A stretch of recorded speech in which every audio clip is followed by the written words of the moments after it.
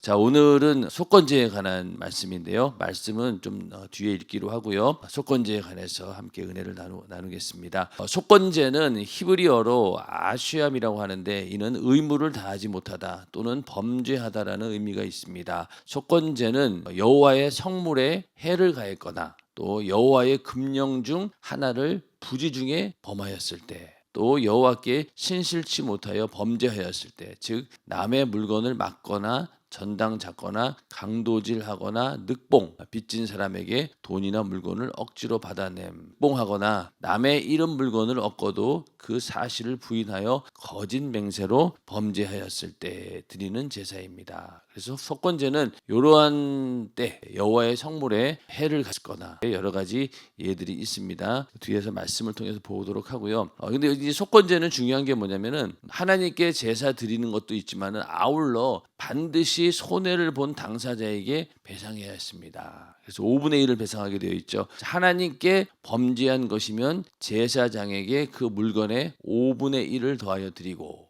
하나님의 거는 제사장에게 5분의 1을 더하여 드리고, 사람에게 범죄한 것이면 그 피해자에게 물건의 5분의 1을 더하여 돌려주어야 했습니다. 이게 이제 속건제의 가장 중요한 부분이기도 합니다. 항상 그냥 하나님께만 내가 제사 드리고 용서함 받았다 끝나는 게 아니라 반드시 그 상대방에게 배상을 하는 것, 이것도 중요한 일이죠. 우리가 어떤 사람에게 내가 죄를 지었어요.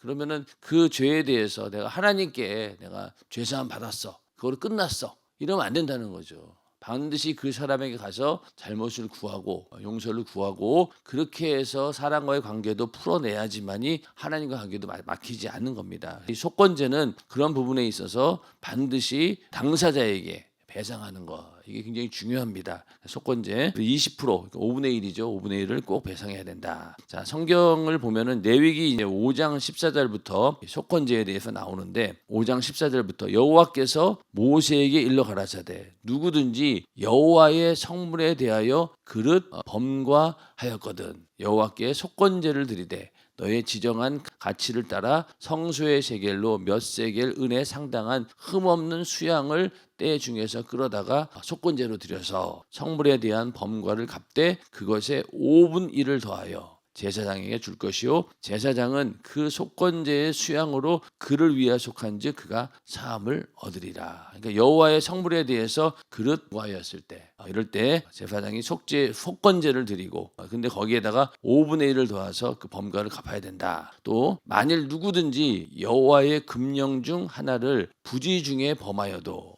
허물이라 벌을 당할 것이니. 그러니까 하나님의 율법을 자기도 뭐 고의로 지려고 하는 것이 아니라 나도 모르게 그렇게 짓는 경우가 있다는 거예요. 그는 너의 지정한 가치대로 흠없는 수양을 속건 제물로 제사장에게로 가져올 것이요 제사장은 그의 부지 중에 그릇 범한 허물을 위하여 속한즉 그가 사함을 얻으리라. 이는 속건제니 그가 실로 여호와 앞에 범과함이니라. 그 다음에 6장에 가서도 속건제에 대한 규례가 나옵니다. 누구든지 여호와께 신실치 못하여 범죄하되 곧 남의 물건을 막거나 전당 잡거나 강도질하거나 늑봉하고도 사실을 부인하거나 남의 잃은 물건을 얻고도 사실을 부인하여 거짓 맹세하는 등 이런 죄가 해당이 됩니다. 그러니까 남의 물건을 막거나 전당 잡거나 했는데 그걸 갖다가 나중에 그 사실을 부인하고 그냥 띄어먹거나 그런 경우죠. 또 강도질하거나 늑봉하고도 사실을 부인하고 또 거짓 맹세하는 것, 이런 것들이 이제 속건제에 해당이 됩니다. 속건제를 드려야 되는 죄에 해당이 되는 거죠. 이는 죄를 범하였고 죄가 있는 자니 그 빼앗은 것이나 늑봉한 것이나 맡은 것이나 얻은 유실물이나 무릇 그 거짓 맹세한 물건을 돌려보내되 곧 그 본물에 5분 1을 더하여 돌려보낼 것이니 그 죄가 드러나는 날에 그 임자에게 줄 것이요 그는 또 그 속건제를 여호와께 가져올지니 곧 너의 지정한 가치대로 때중 흠없는 수양을 속건 제물을 위하여 제사장에게로 끌어올 것이요 제사장은 여호와 앞에서 그를 위하여 속죄한즉 그는 무슨 허물이든지 사함을 얻으리라. 자, 이게 이제 속건제를 드리는 규례고요. 또 이제 레위기 7장에도 이 규례가 나옵니다. 7장 보면은 제사 드리는 방법은 크게 다르진 않아요. 속건제의 규례는 이러하니라. 이는 지극히 거룩하니 번제 희생을 잡는 곳에서 속건제의 희생을 잡을 것이요. 번제 드리는 곳에서 잡는다는 거죠. 제사장은 그 피를 단 사면에 뿌릴 것이며 그 모든 기름을 들이되 곧 그 기름진 꼬리와 내장에 덮인 기름과 두 콩팥과 그 위에 기름 곧 허리 근방에 있는 것과 간에 덮인 꺼풀을 콩팥과 함께 취하고, 이거 자주 나오는 말씀이죠. 그리고 제사장은 그것을 다 단 위에 불살라 여호와께 화제로 드릴 것이니라. 이는 속건제요 지극히 거룩하니 이것을 제사장의 남자마다 먹되 거룩한 곳에서 먹을지며. 제사장이 드린 취하는 부분이 있다는 얘기죠. 속건제나 속죄제는 1년이 그 제육은 속하는 제사장에게 돌아갈 것이요. 또 사람의 번제를 드리는 제사장 곧 그 제사장은 그 드린 번제물의 가죽을 자기가 얻을 것이며, 또 소제로 드리는 경우 소제물은 그 드린 제사장에게로 돌아갈 것이니 무릇 소제물은 기름 섞은 것이나 마른 것이나 아론의 모든 자손이 평균이 분비할 것이니라. 다 제사의 내용은 어떤 죄 때문에 드려야 되느냐, 그리고 그 제물을 어떻게 제사를 드리느냐, 그리고 그 제물 중에서 제사장이 취하는 부분은 어디인가, 이런 부분들이 다 이렇게 동일하게 나오는데, 우리가 지금까지 제사의 방법에 따라 구분을 했었는데, 여기도 보면 속건제는 이렇게 제사 방법이 있고, 또 어떤 목적으로 드렸어요. 하나님의 성물이나 물건을 범한 죄를 속하되 배상의 의미까지가 첨가되었다. 그래서 흠없는 수량, 그리고 범한 성물 또는 물건의 5분의 1을 함께 드려야 된다. 하나님께 올려드리는 요 부분이고, 제사장 같은 경우는 하나님께 불살라드린 부분 외에 나머지 부분을 성막 안에서 먹게 되어 있다. 여기 다 이렇게 똑같은 양식이에요. 그렇기 때문에 속건제도 이렇게 이럴 때 제사를 드린다. 그것만 잘 기억하면 되고, 속건제 같은 경우에는 5분의 1을 배상한다라는 것만 잘 기억하시면 되겠습니다. 이 제사, 이게 5대 제사가 오늘날에는 사실은 이것이 율법이기 때문에 정확하게 우리가 이걸 다 따를 수는 없어요. 그런다면 우리도 양을 잡고 짐승을 잡아야 되겠죠. 그러나 여기에 있는 것 중에서 우리가 지킬 수 있는 부분에 대해서는 충분히 지켜야 됩니다. 그래서 오늘날도 만약에 내가 성물을 훼손하고 그랬다라고 하면은 5분의 1을 더해서 배상하는 것, 그건 우리가 할 수 있는 일이잖아요. 그렇기 때문에 그런 부분에 대해서 구약에 있는 얘기니까 우리는 안 해도 돼 이러는 것이 아니라, 구약에 있는 말씀 중에서 우리가 할 수 있는 건 해야 되죠. 오히려 더 철저히 지켜야 되는 부분이 있기 때문에, 우리가 만약에 이런 죄를 지었다라고 하면은 이러한 생각을 가지고 믿음을 가지고 하나님과 또 상관관계를 잘 해야 된다는 얘기입니다. 자, 모르고 했든 알고 했든 하나님의 성물에 손해를 끼치거나 떼어 먹었다면 5분의 1을 더하여 배상하고 따로 순양을 한 마리 속건 제물로 제사장에게 드려 속죄해야 했습니다. 아까 저 말씀을 통해서 우리 읽었죠. 이처럼 예나 지금이나 하나님의 성물을 귀중히 여기고 절대로 훼손해서는 안 됩니다. 자, 그래서 이 성물 가운데도 고정적인 성물들이 있고, 또 예를 들어서 우리가 전도하기 위해서 쓰는 성물도 있어요. 신문 같은 경우는 어떤 분들은 저 얘기했잖아요. 처음에 왔는데 이거 성물이라고 가져가지도 않아. 그러면 그게 뭐예요? 그건 만들어서 전달해주고 홍보하는 목적이기 때문에 그거는 우리가 자유하게 사용하되 남용하지는 말아야 되겠죠. 그거 우리가 어떤 분들이 교회 신문 가져가가지고 그거 갖고 뭘 하겠어요. 그러나 하여튼 그런 것 때문에 나는 성물 남용하기 싫어가지고 어떤 분들은 주보 같은 경우도 일부러 안 가져갑니다. 그럴 필요가 없죠. 그거는 내가 가져가서 남을 주든가 그렇게 해서 어떻게든 전달하고 또 홍보하고 전도의 목적으로 사용되어야 되는데, 그러니까 어떤 전도지라든가 이런 것도 아껴 써야죠. 그러나 그 아껴 쓴다는 이유 때문에 오히려 전도하는 그런 것들이 위축돼서는 안 되고 자유롭게 쓰는 거예요. 그러나 이런 우리가 하나님 말씀을 잘 기억하고 내가 성물을 훼손시켰을 때, 예를 들어서 교회에 있는 성전에 있는 성물을 내가 파손시켰다. 그러면 여기에 해당되겠죠. 그래서 5분의 1을 변상해서 갚는 것이 하나님 보시기에 얼마나 좋겠어요. 이게 말씀대로 하는 거니까. 그렇기 때문에 성물에 관해서 우리가 잘 알아야 되고, 또 지금 시대는 바로 율법 시대가 아니기 때문에 그런 부분을 잘 생각을 해서 우리가 지혜롭게 성물을 사용을 해야 된다는 겁니다. 자, 그리고 또 더 나가서 하나님께 드리기로 작정한 예물이나 헌물도 절대로 떼어 먹으면 안 됩니다. 이게 또 중요합니다. 하나님께서는 이스라엘 백성이 하나님께 드릴 11조와 헌물을 떼어 먹자 도적질했다고 책망하시고, 이스라엘이 그로 말미암아 저주를 받았다고 말씀하셨습니다. 자, 말라기 3장 8절 9절에 보면요, 사람이 어찌 하나님의 것을 도적질하겠느냐, 그러나 너희는 나의 것을 도적질하고도 말하기를 우리가 어떻게 주의 것을 도적질하였나이까 하도다. 그러니까 하나님이 암만 얘기를 해도 자기네들 인정하지는 않는 거예요. 왜? 잘 드렸는데. 근데 이는 곧 11조 헌물이라. 너희 곧 온 나라가 나의 것을 도둑질하였으므로 너희가 저주를 받았느니라. 이렇게 말라기 선지자는 이야기를 하고 있습니다. 이 말라기 선지자의 얘기하는 말씀을 보면은 이스라엘 백성들이 겉으로는 해요. 겉으로는 막 드립니다. 그러나 그 안에 정말로 하나님을 경외하고 또 하나님을 사랑하는 마음은 없고 형식적으로 다 드리는 거예요. 그러니까 하나님 보시기에 제발 그렇게 형식적인 걸 가져올 거면 차라리 가져오지 말아라. 나는 안 받겠다. 너희가 드리는 제사도 이제는 받기도 싫고 차라리 성문을 다 막아버렸으면 좋겠다. 아예 들어오지도 마라. 이렇게 강력하게 말씀을 하고 있는데 그게 다 왜 그러냐? 형식적이고 외식적이고 그리고 어지간하면 안 드리려고 하는 인색한 마음들. 그런 것 때문에 하나님께서 이렇게 이야기하고 있고 특히 11조나 헌물 이런 것들을 도적질하고 있다. 이렇게 말씀하고 있기 때문에 오늘날에도 이런 부분을 우리가 잘 생각을 하고 하나님 앞에 도둑놈이 돼서는 안 되죠. 그것만은 우리가 절대로 되어서는 안 됩니다. 그래서 오늘날도 11조, 주정헌금, 선교헌금, 건축헌금, 기관회비 등 각종 예물을 마음에 작정한 그대로 떼어먹지 말고 드려야 합니다. 이것도 굉장히 중요합니다. 그래서 11조는 뭐 그냥 자기 수입의 10분의 1이에요. 뭐 많은 것도 없고 적은 것도 없어요. 어떤 사람들은 나는 10에 2조, 10에 3조를 드린다 이런 사람도 있는데 물론 좋아요. 그러나 일단은 제일 기본적으로 10분의 1을 드리는 것을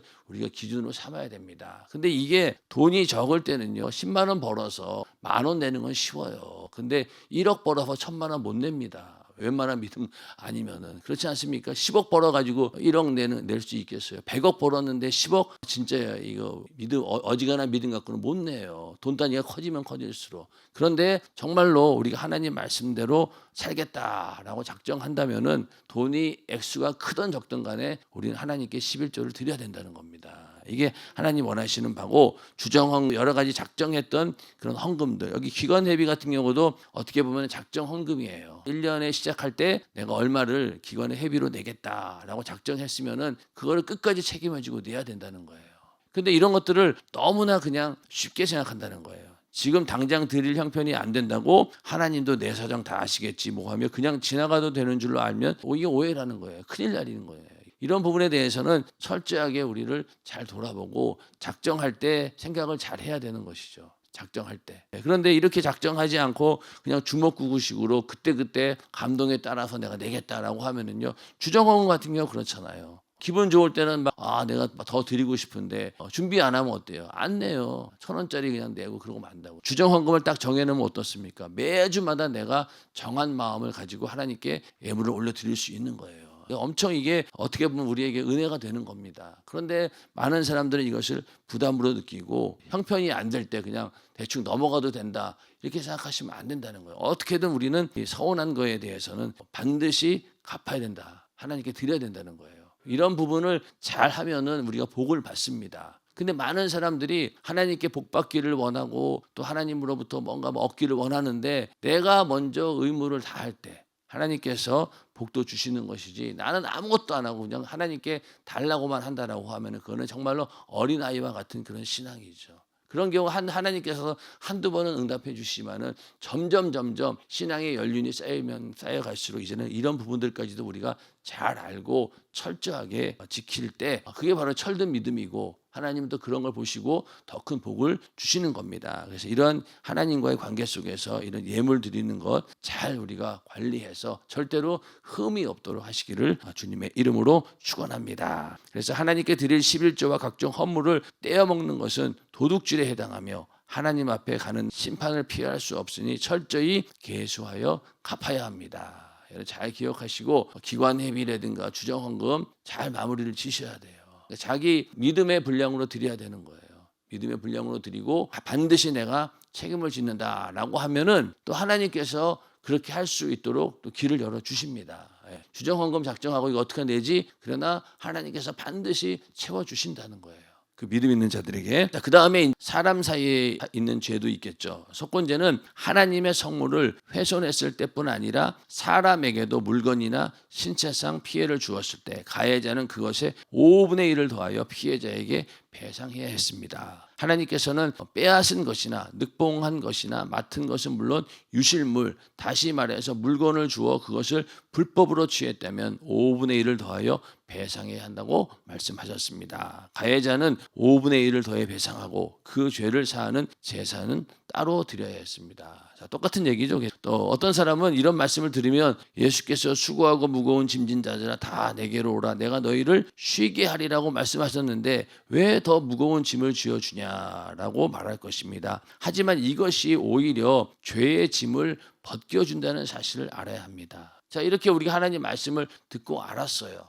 그러면 이게 우리가 육신적으로는 부담으로 느낄 수 있겠지만은 그러나 내 영혼은 죄로부터 벗어날 수 있는 길을 알려주는 거잖아요. 그렇기 때문에 우리의 죄의 짐을 오히려 벗겨주는 겁니다. 그래서 우리가 율법을 많이 알고 율법을 우리가 지키려고 노력할 때 그만큼 우리는 죄에서 벗어날 수 있는 거예요.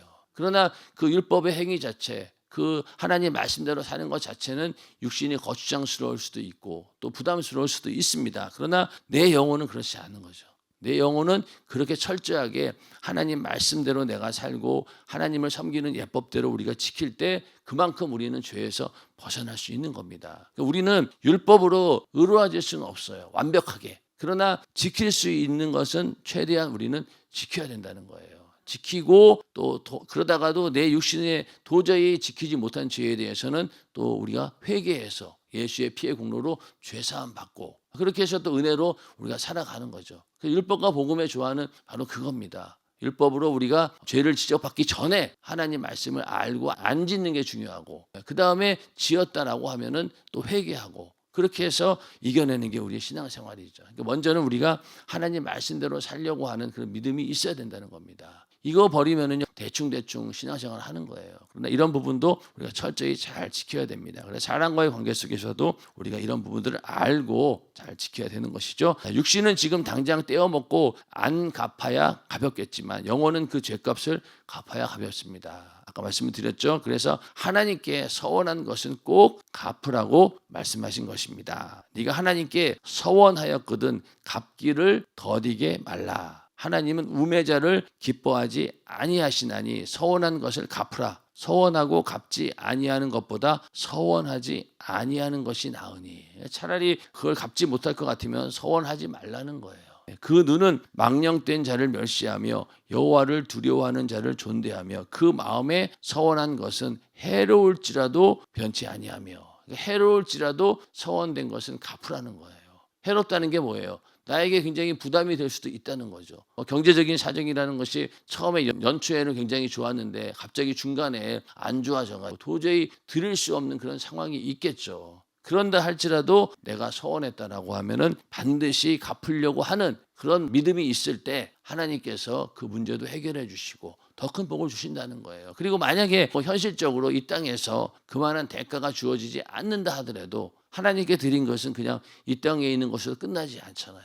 이 땅에 있는 것들은 사라질 수 있지만은 하나님께 드린 건 어때요? 영원히 변하지 않잖아요. 하늘의 상급으로 있고 다 있는 거예요. 그러니까 내가 아무리 육신의 어려운 가운데서 드린다 할지라도 하나님께서는 그것을 영원히 기억하시니까 우리는 절대로 여기서 그냥 육신의 어떤 환경 때문에 제한당해서는 안 된다는 겁니다. 해로울지라도 드리는 것이 내 영혼의 유익이다. 이런 믿음을 가지시기를 주님의 이름으로 축원합니다. 하나님께 서원한 것은 해로울지라도 꼭 갚아야 한다는 것을 명심해야 됩니다. 아멘. 자, 그다음에 그러므로 예물을 제단에 드리다가 거기서 내 형제에게 원망 들을 만한 일이 있는 줄 생각하거든 예물을 제단 앞에 두고 먼저 가서 형제와 화목하고 그 후에 와서 예물을 드리라. 너를 송사하는 자와 함께 길에 있을 때 급히 사화하라. 그 송사하는 자가 너를 재판관에 내어주고 재판관이 관예에게 내어주어 옥에 가둘까 염려하라. 진실로 네게 이르노니 네가 홀이라도 남김이 없이 다 갚기 전에는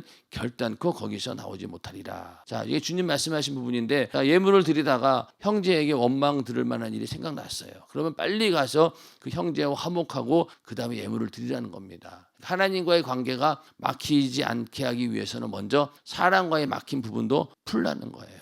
그렇게 해서 다 정리를 하고 갚을 건 갚고 그래야지 나중에 이 후환이 없는 거예요. 근데 만약에 그 해결이 안 되면은 결국은 나중에 그 죄를 다 갚아야 되는 거죠. 만약에 여기 보면은 너를 송사하는 자와 함께 길에 있을 때 급히 사화하라. 지금 저 사람이 나를 고소하려고 작정하고 있어요. 근데 그런 사람이 만났는데 그럼 빨리 사화해야 된다. 화해를 하든 아니면 뭔가 뭐라고 해야 합의를 봐야 된다는 거예요. 합의를. 내가 뭐 변상을 해주겠다. 그렇게 확실히 합의를 본 다음에 그렇게 해서 일이 해결돼야지, 그렇지 않고 그게 합의가 안 되면 어떻게 되겠어요? 재판관에게 내어준다는 거. 법적으로 고소당해가지고 법적 처분을 받게 되겠죠. 그러면 그때 가서는 꼼짝없이 다 갚아야 된다는 거예요. 그렇잖아요. 내가 만약 빚을 졌는데 갚을 능력이 안 돼, 지금 당장. 그러면은 그 사람에게 가서 내가 어떻게든 갚겠다라고 그 사람하고 합의를 봐야지만 이게 되는 거예요. 안 그렇고 그냥 넘어갔다가는 법적인 처분을 그대로 받는다는 겁니다. 자, 우리의 죄도 마찬가지예요. 우리의 죄를 어떻게 홀이라도 남김이 없이 우리가 다 죄를 어떻게 죄의 문제를 해결할 수 있겠어요? 우리 능력으로는 안 돼요. 그러니까 우리는 빨리 예수를 통해서 죄사함을 받아야 되는 거예요. 그래서 죄사함 받아야지, 그래야지 나중에 지옥에 가지 않을 뿐더러, 안 그러면은 그 죄값을 그대로 내가 다 갚아야 되는 거예요.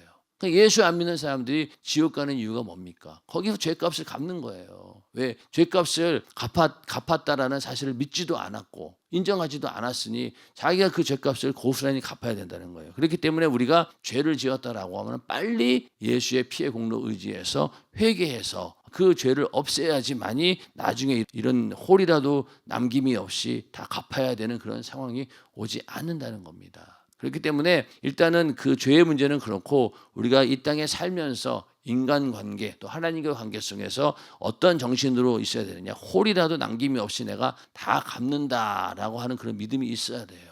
그래서 주정헌금 같은 것도 연말 되면은 다 그런 것들 정리하려고 하고 뭔가 하나님과 관계를 이렇게 깔끔하게 하려고 하는 그런 믿음이 있어야 된다는 겁니다. 그게 있어야 돼요. 하나님께든 사람에게든 아무리 적은 돈이라도 다 갚기 전에는 하나님께 드리는 제사가 상달이 되지 않으며 그 죄가 심판을 면하지 못할 것이라고 말씀하셨습니다. 다 갚아야 된다는 거예요. 작정한 것들은 이런 걸로 인해서 흠이 있어서는 안 된다는 겁니다. 그래서 신앙생활에서 무엇이 중요합니까? 첫째는 하나님과의 관계, 둘째는 하나님께 드리는 물질 관계, 그리고 셋째는 이웃과의 관계입니다. 즉 대신, 대물, 대인 관계를 확실히 해야 신앙생활을 잘하는 것입니다. 그래서 우리가 왜 연말 되면은 대신 관계, 대물 관계, 대인 관계에서 흠이 없게 해주세요라고 기도하면서 연말을 정산하잖아요. 연말을 다 이렇게 한 해를 잘 마무리 짓습니다. 이걸 우리는 잘해야 되는 거예요. 이거를.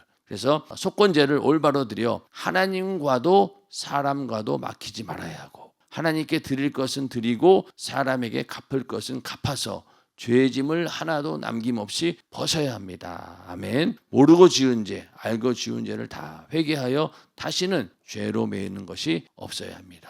이렇게 우리가 죄의 문제에 대해서 정말로 우리가 경각심을 가지고 하나님과의 관계, 이웃과의 관계, 또 물질 관계, 이거를 잘 우리가 신앙생활 하면서 잘 정리를 해야 된다는 겁니다. 근데 이걸 잘 못해요. 요즘 사람들은 하나님과의 관계에서 이런 걸 싫어해요.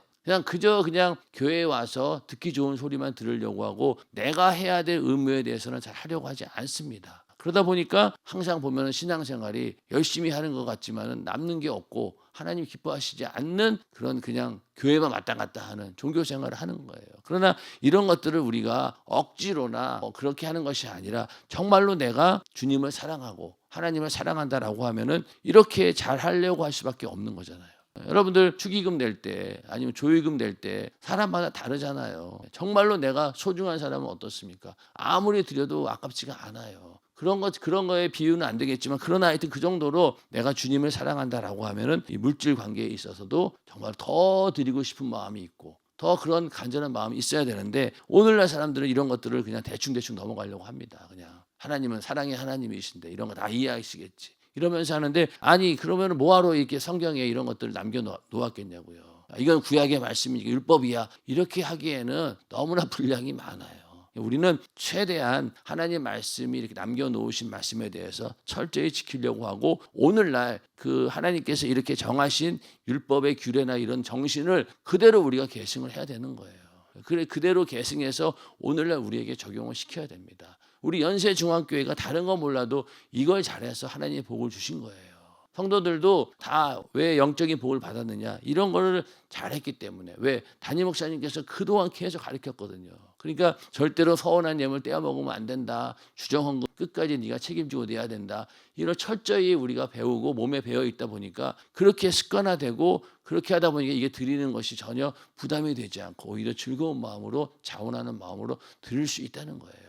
이거를 우리가 잘 알고 특히 물질 관계 또 이런 것들을 잘 해야 되고 이웃과의 관계도 마찬가지입니다. 그러니까 나중에 왜 연말을 되면은 내가 말로 인해서 당신에게 상처를 주었습니다. 용서를 구하기도 하고 예전에 교회가 좀 작을 때는요 연말 송구영신 예배 때 이걸 했었어요. 다 찾아가 가지고 잘못한 거 있으면은 서로 이제 가서 막 화해하고 막 그랬거든요. 근데 지금은 이제 교회가 이제 못 했는데 하여튼 그렇게 해서라도 다 풀어야 된다는 겁니다. 홀이라도 남김이 없어야지 나중에 후환이 없고 죄값을 치르지 않아도 된다는 겁니다. 그러니까 우리가 그런 부분을 대인, 대물, 대신 관계를 잘해야 된다. 이거 참 잘 명심하셔야 됩니다. 자, 마지막입니다. 지금까지 우리는 구약시대의 중요한 5가지 제사를 알아보았습니다. 성막은 죄사함 받기 위해 하나님께 제사를 드리는 거룩한 장소입니다. 하나님께서 이스라엘 백성에게 율법을 주시고 이 율법에 반하여 이스라엘 백성이 죄를 범할 때마다 그에 상응하는 제사를 드려야 죄를 용서할 것이라는 약속이 담긴 곳이 성막입니다. 하나님과 관계는 물론 사람과의 관계에 이르기까지 모든 죄를 해결할 수 있는 제사가 성막에서 이루어졌고 하나님께서는